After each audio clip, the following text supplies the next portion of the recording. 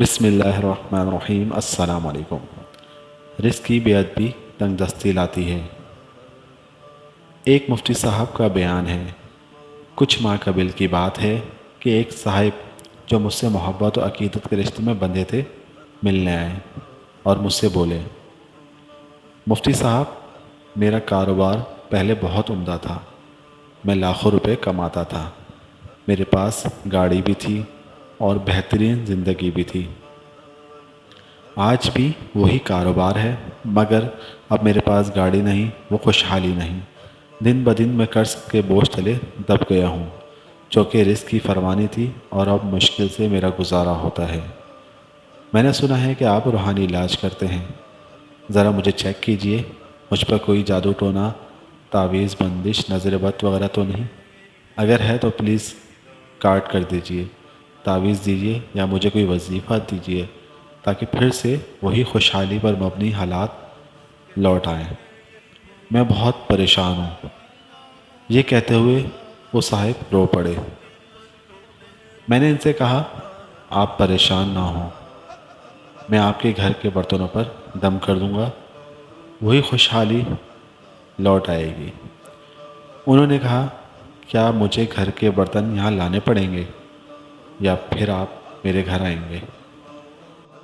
میں نے کہا، نہ میں گھر آؤں گا اور نہ آپ کو برتن میرے پاس یہاں لانے پڑیں گے، بس آپ کو کرنا یہ ہے کہ دھونے والے برتن جب کچن میں جمع کیے ہوں تو ان آلودہ برتنوں کی روزانہ 3 دن تک تصویریں لے لیجئے اور چوتھے روز وہ تصاویر موبائل میں لے آئیں۔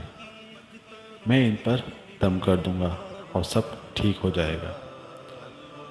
مفتی صاحب کہتے ہیں کہ میں نے برتن دیکھے تو کسی برتن میں کچھ سالن تھا، کسی میں کچھ، یعنی رزق کھانا ضائع ہو رہا تھا اور دھل کر گندے نالے میں جا رہا تھا۔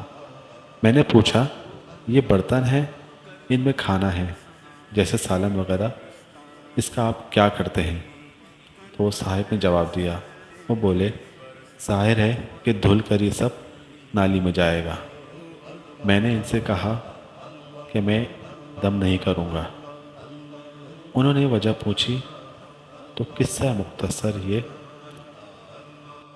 میں نے کہا کہ صاحب، آج کے بعد بچا ہوا کھانا اس طرح برتن دھو کر گندے نالے یا کوڑے میں نہیں پھینکنا، بلکہ برتن اچھی طرح کھانا کھاتے ہوئے صاف کرنے ہیں۔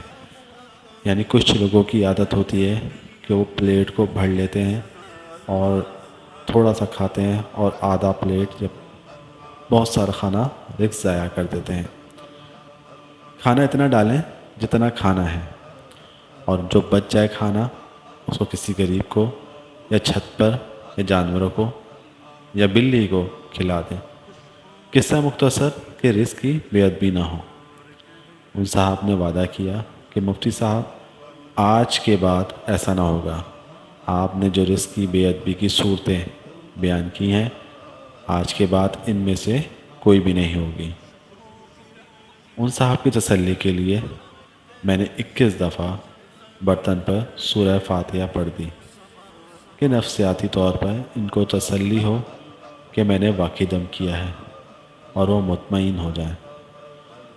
کچھ دن بعد وہ صاحب ملنے آئے اور مجھ سے گلے ملے اور رونا شروع کر دیا، ہاتھ چومے اور حد سے زیادہ عقیدت کا اظہار کیا اور بولے، مفتی صاحب، اب میرا کاروبار بہت بہتر ہو گیا ہے، بہترین اور بڑے بڑے آرڈر دوبارہ ملنا شروع ہو گئے ہیں، آپ کے دم نے تو کمال کر دیا۔